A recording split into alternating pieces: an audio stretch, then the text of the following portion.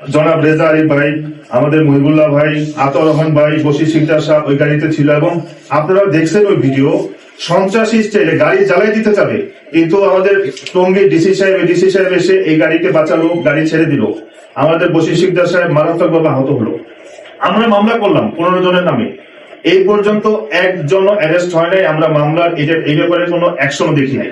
কিন্তু যখন এই 18 তারিখ ঘটনা ঘটলো, তো আমরা মামলা করতে গেলাম, আমাদের এক সাথী মারা গেছে বেলাল ভাই, আমরা মামলা করতে গেলাম, আমাদের মামলা নিল না। আমাদের মামলা না নিয়ে বরঞ্চ স্বরাষ্ট্র উপদেষ্টা সাহেব পাশে মামুন সাহেবকে বসায় বলতেছে আপনারা মামলা করে আমরা অ্যাকশনে যাব।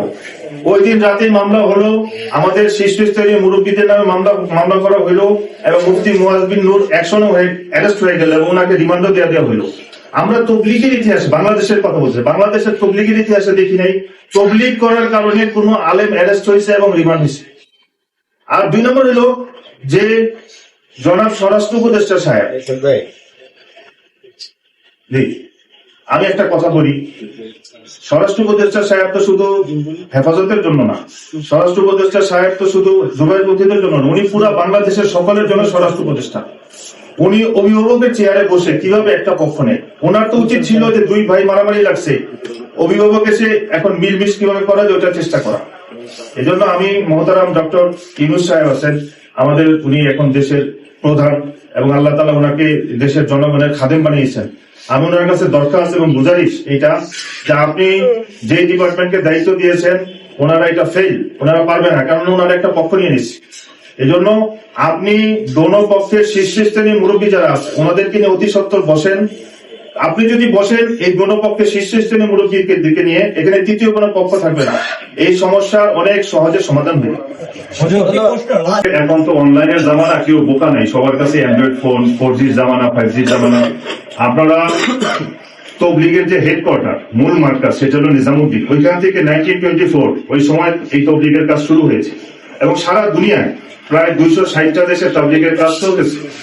এখন মূল মার্কাজ থেকে, মূল যে হেডকোয়ার্টার ওইখান থেকে কিছু লোক আলাদা হয়ে তাবলীগের মতোই আরেকটা কিছু শুরু করেছে। তা আপনারা বলেন তাহলে মূল তাবলীগ কারা হবে? অনেকে আছে মাদ্রাসা, একটা বড় মাদ্রাসা, এখানে 30 জন উস্তাদ আছে, তো এটা হলো মূল মাদ্রাসা, কিন্তু এখান থেকে আলাদা হয়ে 2-1 জন উস্তাদ আলাদা হয়ে আরেকটা মাদ্রাসা তৈরি করলো। এখন আপনারাই বলেন মূল মাদ্রাসা কোনটা? এই জন্য এটা একটা মানুষকে ধোকা দেওয়ার জন্য বা মানুষকে গলদ বোঝানোর জন্য একটা কথা, মানুষকে আক্রমণ করার জন্য কথা যে জুবাইরপন্থী, সাতপন্থী। আমরা তো সাতপন্থী বলি না, আমরা বলি নিজামুদ্দিনের অনুসারী। বিশ্বে সারা দুনিয়াতে যত মার্কাজ আছে সমস্ত মার্কাজ নিজামুদ্দিনের হেডকোয়ার্টার, যেটা দিল্লিতে অবস্থিত, তো ওই অনুসারী হয়ে কাজ করতেছে। আচ্ছা, আর এটার সাথে সম্পৃক্ত আমি একটা প্রশ্ন উত্তর দিয়ে দিই। ওনারা আমাদেরকে বলতেছে ইদানিং যে আমরা ভারতপন্থী, ভারতের সাথে সম্পৃক্ত। আমরা যদি ভারতপন্থী হই তাহলে তো আপনারা যারা জুবাইরপন্থী আছেন অথবা আপনারা যারা হেফাজতের লোকজন আছেন আপনারা তো ডাবল ভারতপন্থী। কেননা আমাদের দাওয়াত ও তাবলীগের মূল মার্কাজ হলো নিজামুদ্দিন, আপনাদের এলিমের মার্কাজ হলো দেওবন্দ, তা আপনারা তো দেওবন্দের দিকে রুজু হচ্ছেন। এরপরে আমরা বলতে ওনাদের যে জোর হয়ে গেল গত মাসে 29 তারিখে টঙ্গীর মাঠে ওনারা জোর করেছে, ওল্ড ওয়ার্কার জোর, যারা তবলিগে আগে 4 মাস সময় লাগিয়েছে তাদের জোর।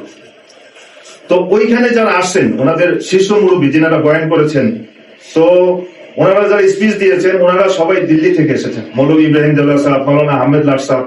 তো এই জন্য এইটা মানুষকে একটা বোঝানোর জন্য একটা ভুল ব্যাখ্যা করা, কিছু না। আর আপনার দ্বিতীয় প্রশ্ন যেটা যে সন্ত্রাসী ট্যাগ দিচ্ছে, আপনারা সাংবাদিক ভাইরা আছেন, সাংবাদিক ভাইদের কল্যাণে এবং এখন সবার হাতে হাতে অ্যান্ড্রয়েড ফোন, আপনারা দেখেন আমরা রাস্তায় নামছি কিনা। আমাদের তবলিগের ইতিহাসে আমরা কখনো রাস্তা ব্লক করি নাই, আমরা লাঠি দিয়ে রাস্তা ব্লক করি নাই, গাড়ি ভাঙি নাই, তবলিগের ইতিহাস এটা নেই। কিন্তু এই বিক্ষোভ সমাবেশ করতেছে, সম্মেলন করতেছে, কথায় কথায় রাস্তায় ছাত্রদেরকে নামিয়ে দিচ্ছে, রাস্তায় গাড়ি ভাঙচুর করতেছে। তো এইগুলো তবলিগের সাথে, আমরা তবলিগের সাথীদের সিফতের সাথে এটা কখনোই যায় না। তো যাদের সাথে যায় এটা আপনারা বুঝে নেন তারা এটা করতেছে। আবার একটি প্রশ্ন,